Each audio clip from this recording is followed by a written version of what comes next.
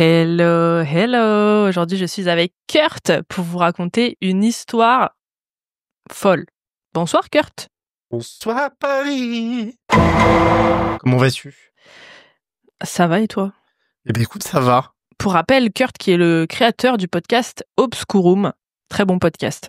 Absolument, sur toutes vos plateformes, Spotify, Deezer, Podcast Addict et tout est concis. Tu nous parles de quoi dans ce podcast? Eh ben on parle de paranormal, on parle de true crime, on parle de faits divers, voilà, on parle de plein de trucs cool. Cool, je sais pas si c'est le terme, mais de trucs un peu pour les glauques nerds un peu. C'est ça.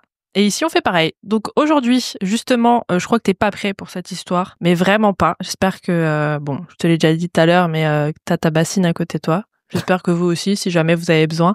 Je vais te raconter l'histoire de Marie Toft. Est-ce que tu connais? Non. Marie Toft, c'était une paysanne née en Angleterre en 1701, qui s'est faite connaître dans sa ville à l'époque pour un fait extraordinaire. Elle habitait à Godalming, près de Guildford. Il lui arrivait une dinguerie tellement insolite qu'un article a été rédigé dans le journal peu de temps après. Et voici ce qu'il disait. Je cite. « De Guildford nous parvient un étrange récit pourtant bien avéré. Une pauvre femme qui vit à Godalming, près de cette ville, a été accouchée, il y a environ 1 mois, par Monsieur John Howard, éminent chirurgien et accoucheur, d'une créature ressemblant à un lapin, mais dont le cœur et les poumons ont grandi dans son ventre, environ 14 jours après qu'elle ait été accouchée par la même personne d'un lapin parfait. » Donc on va s'arrêter là pour le moment. Marie a accouché d'un lapin. C'est l'actualité de Londres en 1726. D'un deuxième lapin, tu dis, parce que là, ce lapin-là, il était pas vraiment lapin, mais avant, c'était un vrai lapin.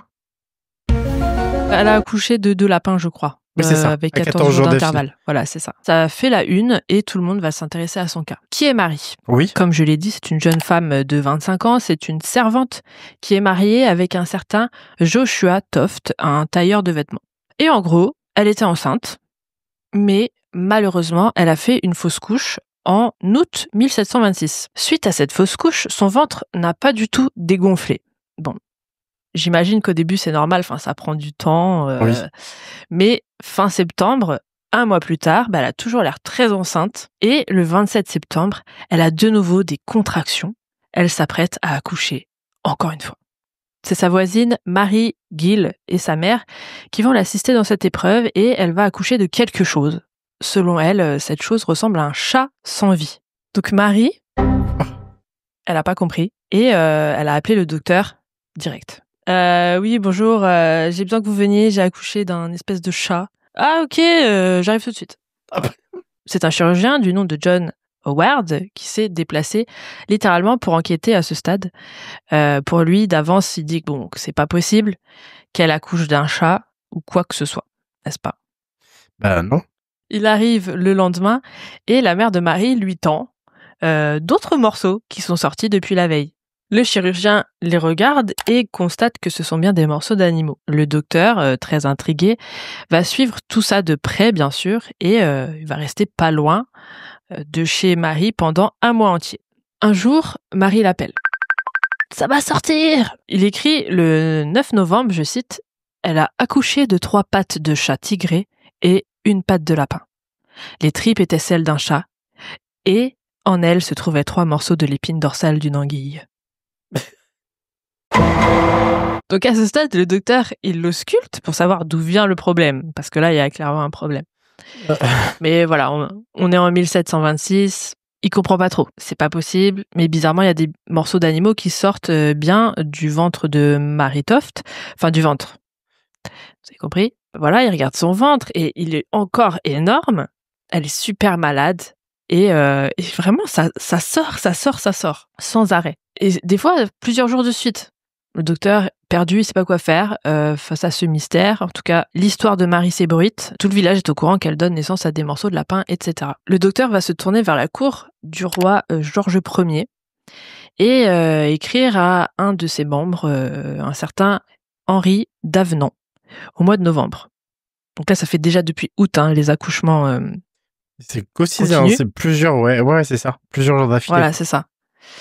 Donc vous imaginez bien que là, il faut trouver une solution, parce que on peut pas accoucher tous les jours pendant 3 mois. Howard, le docteur, demande à Henry de venir l'aider et examiner la pauvre, ce qu'il fait. Et il constate la même chose que lui. Marie, à ce stade, elle se cache plus, elle est désespérée, et elle a, je cite, proposé de produire des lapins en présence de quiconque douterait de son histoire. D'accord. Je sais pas quand je dois intervenir ou pas. Un autre expert, un autre chirurgien, suisse cette fois-ci, Nathaniel Saint-André, retenez son nom, qui travaille aussi pour le roi, décide de se déplacer lui aussi, une fois qu'il a pris connaissance de la lettre de Howard, qui était celle-ci. « Monsieur, depuis la dernière fois que je vous ai écrit, j'ai accouché la pauvre femme de 3 lapins supplémentaires. Tous à moitié formés, dont un lapin donne. » Je sais pas ce que c'est, mais je mettrai une image. Le dernier s'est agité 23 heures durant dans l'utérus avant de mourir. Dès que le 11e lapin était sorti, le 12e a commencé à s'agiter et continue encore. Si vous connaissez quelqu'un qui serait curieux de venir ici, il pourrait voir une autre agitation dans son utérus et en retirer le fruit s'il le souhaitait. Cela serait une grande satisfaction pour le curieux. Si elle portait un enfant, elle en aurait encore pour 10 jours de plus. Il sait pas écrire ce docteur, hein, mais bon, bref. Et je ne sais pas combien de lapins pourraient suivre.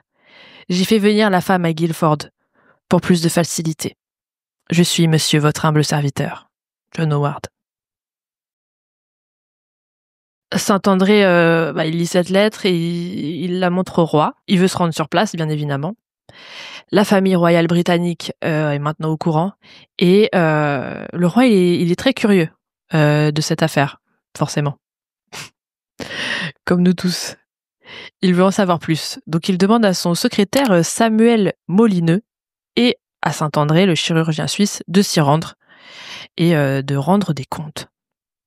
Donc ils y vont.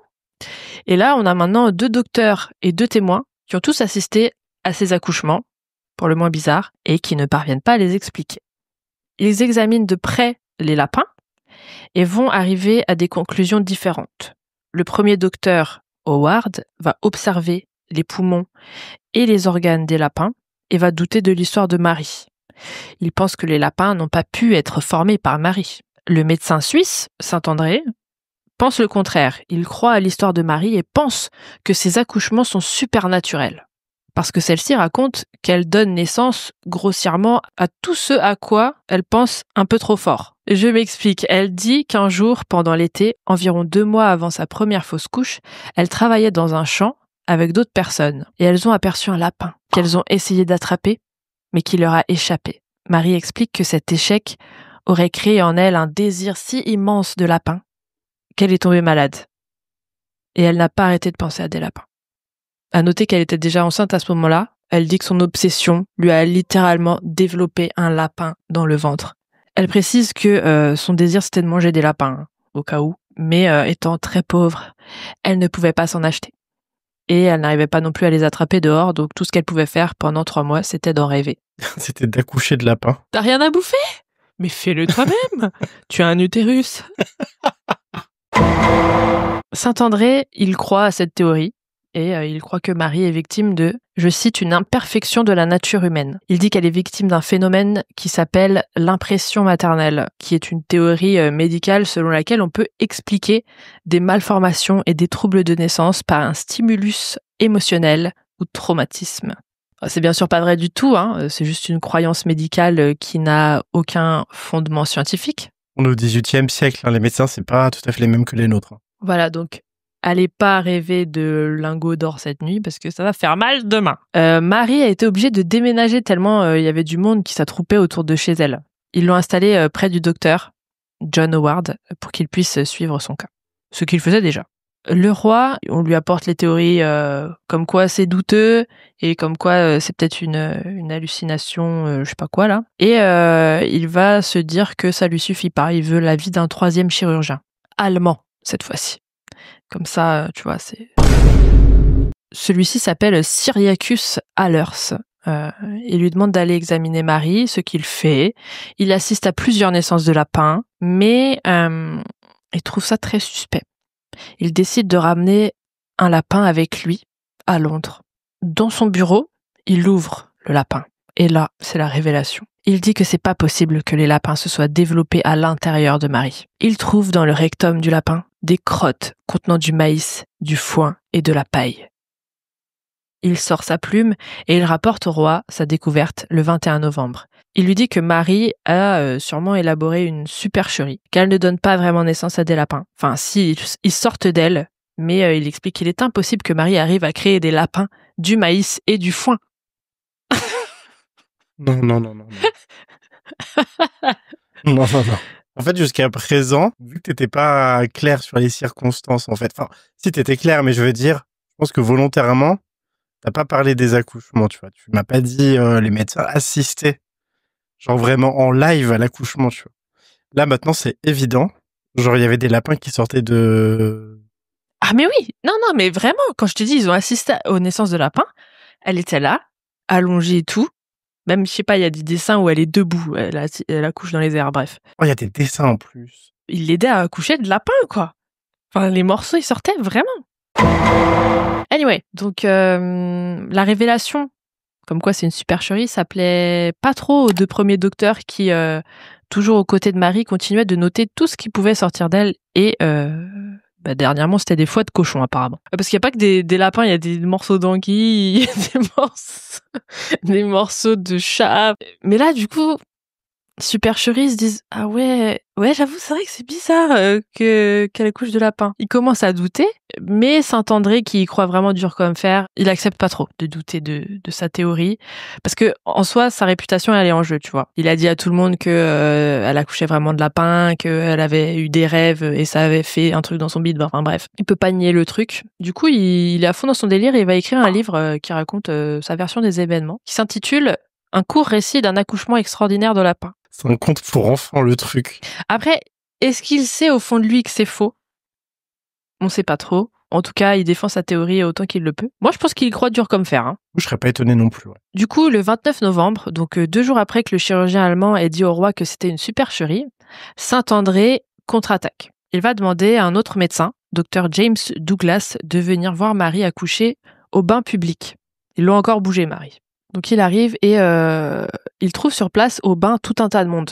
Saint-André, il avait appelé plein d'autres de ses potes pour lui faire adhérer à sa théorie de l'accouchement supernaturel, là. Il espérait convaincre Douglas par la même occasion, tu vois, dans le feu de l'action et tout. Sauf que Douglas, il est pas bête, tu vois. Il est d'accord avec le chirurgien allemand. Ces accouchements sont impossibles. Ça ne peut être qu'une arnaque. Saint-André, lui, il veut rien savoir. Il est en mode, vas-y, va là-bas. Il continue de faire venir des médecins sur place. Et ils vont défiler comme ça pendant plusieurs jours. Et d'un côté, je me dis, oh. Bah, pauvre meuf, déjà. Anyway, mais le 3 décembre, plus de lapin. Marie est fiévreuse. Elle perd connaissance plusieurs fois. Non, c'est pas drôle. C'est pas drôle. Non, bah non. Surprise, elle a une infection. Oh. Pourquoi ?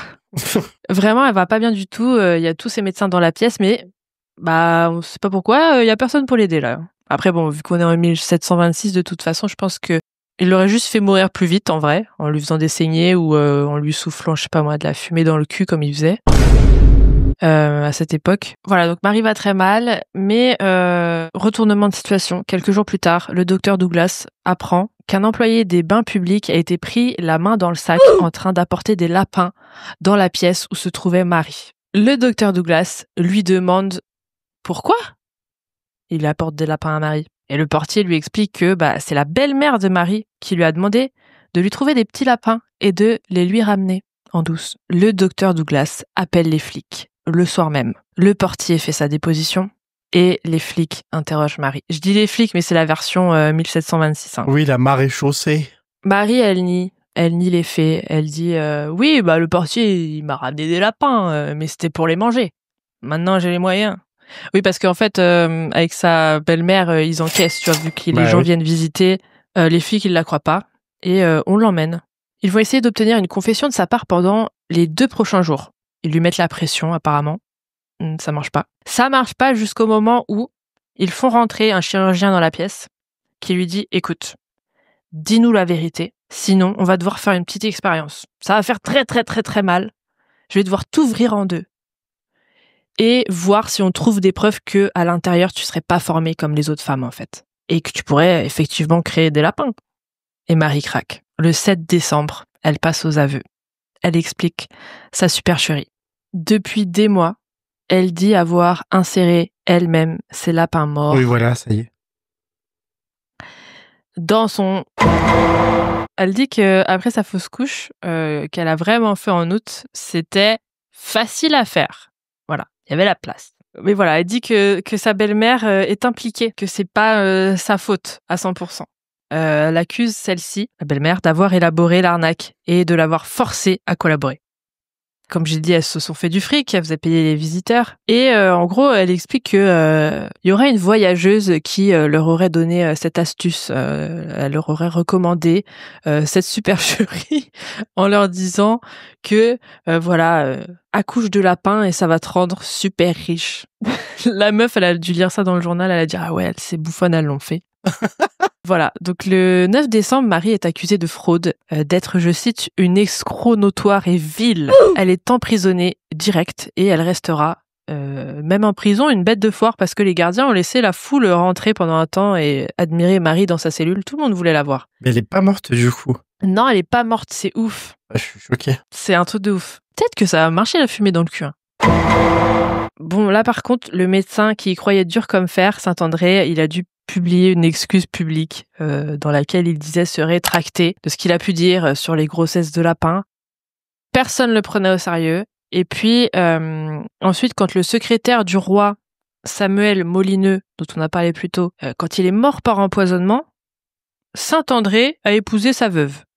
Et tout le monde l'a accusé de l'empoisonnement. T'as fait exprès pour récupérer sa femme. Enfin bref, c'est une affaire à lui tout seul, ce mec. En tout cas, voilà, il s'est rétracté et il a quand même été condamné dans cette affaire, ainsi que le premier médecin de Marie, John Howard. Ils ont tous les deux dû payer une amende. Parce qu'ils étaient soupçonnés de collusion ou juste parce que c'est pas des bons médecins? Bah, ils étaient soupçonnés d'avoir mytho, quoi. Et d'avoir menti au public, d'avoir publié un livre, tu vois, et d'avoir raconté n'importe quoi aux gens, alors que en vrai, s'ils avaient regardé les crottes des lapins, ils auraient trouvé le maïs et le foin, quoi. Qu'en est-il advenu de Marie ? Elle est sortie de prison peu de temps après, le 8 avril. Donc elle y est restée 5 mois, je pense. Je sais pas compter. Et elle a eu une fille un peu plus d'1 an plus tard. Et fun fact, cette naissance est inscrite dans le registre paroissial de la ville comme étant, je cite, son premier enfant après ses prétendues grossesses de lapin. Elle est fichée. Plus tard dans sa vie, elle refait un tour à la case prison pour avoir tenté de vendre des biens volés. Dont elle avait accouché. Oui, donc en fait, c'est une récidiviste, quoi. Genre, en fait, c'est juste une arnaqueuse, grossièrement. C'est une arnaqueuse, puis j'imagine qu'ils ont pas d'argent, donc voilà, elle fait des petits coups par-ci par-là, et voilà. Mais on note quand même qu'à sa mort, à l'âge de 62 ans, elle a eu droit à une place sur la page nécrologique dans la partie aristocratie. Waouh, quel bel accomplissement. Et voilà, c'était l'histoire de Marie. C'est l'histoire dégueulasse de Marie. Il y a tellement de questions qui se bousculent. On peut pas se mettre des lapins dans le... Tu vois? Personne fait ça. Il y a des gens qui meurent juste à cause de tampons ou qui font des infections. Elle s'est mis des lapins. Mais grave. Elle s'est mis des arêtes d'anguille. Des gencives de cochon. Des fois.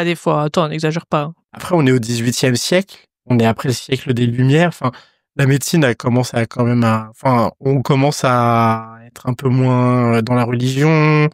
On commence à être un peu moins croyant, on commence à être un peu moins crédule. Comment des gens sont tombés dans le panneau? Après, il y a beaucoup de gens qui crient au scandale, tu vois. Elle était peut-être ultra convaincante dans son accouchement et tout. Mais oui, je pense qu'il y a des gens qui se sont dit, non, mais elle serait pas quand même allée se mettre des lapins dedans, tu vois. Mais en même temps, quel autre, comment tu ferais sinon? Non, mais... Non mais c'est ouf en fait, la meuf d'être désespérée pour du fric à ce point que ça c'était l'arnaque que t'as choisie. C'est de toutes les arnaques, t'as choisi celle où tu dois te mettre des morceaux d'animaux morts. Mais oui, j'espère qu'ils étaient morts. Bah non, pas tout le temps, il y avait des lapins vivants. Elle s'est mis des lapins vivants dans le ventre. Elle a accouché. C'est bien ce que tu disais, qu'il y avait des lapins qui sont restés vivants après l'accouchement. Mais déjà c'est de la torture animale, c'est affreux. Mais en plus, il faut avoir du courage pour se mettre un animal dedans, quoi. Enfin, ça m'est pensé à l'histoire du hamster, mais c'est un autre délire. C'est vrai que j'ai pas la ref. T'as pas la J'ai ref? pas la ref. Ouais, je sais pas. Déjà, en fait, moi, ce qui me tue, c'est qu'elle l'a fait pendant 3 mois. Genre, déjà, tu le fais une fois si t'es pas dégoûté, que tu vomis pas et tout, et que tu te dis, ouais, ça y est, c'était dégueulasse, je le refais plus, je le refais plus. Mais là, elle le faisait limite tous les jours. Ou attends, non, je crois qu'elle en avait mis un max à l'intérieur. Parce que c'est pour ça qu'elle avait un gros bide.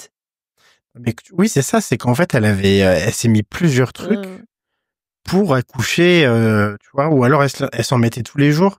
Son ventre, il devait être distendu parce qu'elle arrêtait pas de se foutre des trucs dedans. En plus, qu'effectivement, elle avait fait une fausse couche, donc effectivement, comme tu le disais tout à l'heure, ouais, le ventre, il met un certain temps avant de se raffermir. Enfin, je sais pas, je suis pas médecin, hein, mais genre, bref, du coup, oui, enfin, il y avait de la place. Genre, c'est arrivé aux oreilles du roi, en fait. Et genre, elle persistait dans son canular, quitte à mettre sa santé en danger, et quitte à ce que, en plus, genre, la plus haute autorité du pays, genre, mette le nez dedans, quoi. Et elle a continué, elle continuait. C'est ouf. Après, peut-être que c'était sa belle-mère qui lui mettait une pression, je sais pas. Je sais pas, en fait, si elles étaient vraiment à fond, à deux dans le truc, ou si sa belle-mère, elle avait vraiment une emprise sur elle ou quoi. Et du coup, si belle-mère, ça veut dire époux, ça veut dire que son mari, genre lui, il regardait ça tranquille, il s'est dit, bon, oui. Bah, par rapport à son mari, franchement, j'en sais rien. J'ai pas d'infos, mais voilà. Après, on juge avec notre œil d'aujourd'hui, tu vois. Genre... Oh bah même avec leur œil d'avant, je crois que c'est la première meuf qui a accouché d'un lapin au monde, hein, quand même. Écoutez, ne faites pas ça. Oui, surtout ne vous mettez rien du tout dedans. Pas d'animaux en tout cas vivants. Si vous le faites, faites-le dans des conditions d'hygiène irréprochables, sinon. Mais non. Ben, c'était l'histoire de Marie Toft, et c'est la première fois que je veux dire ça. Abonnez-vous à la chaîne pour plus d'histoires dégueulasses. N'hésitez pas à laisser un commentaire pour nous dire si vous connaissez cette affaire et si c'est pas la plus dégueulasse que vous avez jamais entendue. Merci à Kurt. Merci à toi. Et sur ce, à bientôt pour une nouvelle histoire bien creepy.